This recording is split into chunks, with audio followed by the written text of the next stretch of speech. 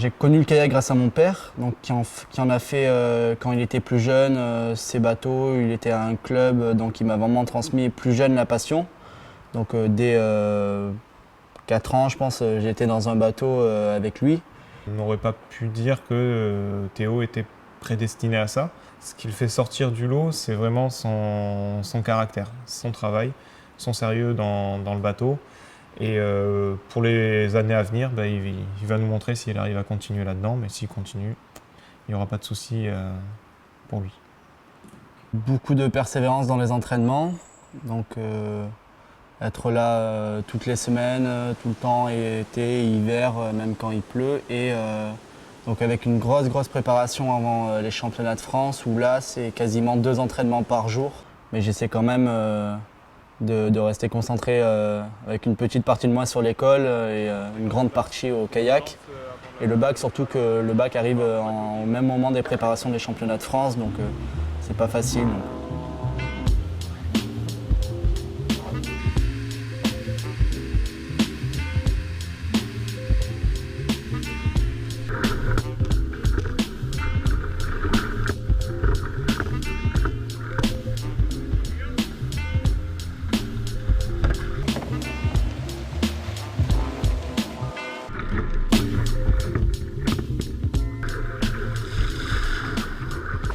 Bonne séance de début de semaine, de décrassage un peu sur l'eau. L'importance en fait du suivi de son cursus, c'est vraiment de bien tenir ses temps d'entraînement, ses temps de révision et les temps pour la famille. Et souvent la famille a une grosse importance là-dessus et Théo s'en sort parfaitement.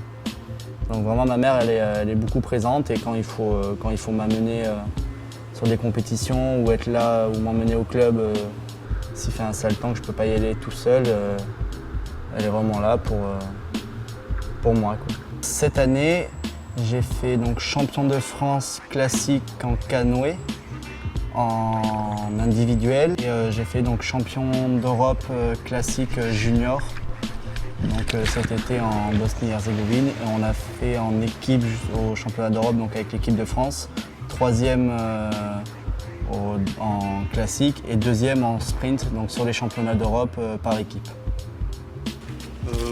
Moi j'aime vraiment bien cette discipline car je trouve que c'est dans le canoë-kayak c'est le qui allie le mieux la vitesse et l'eau vive.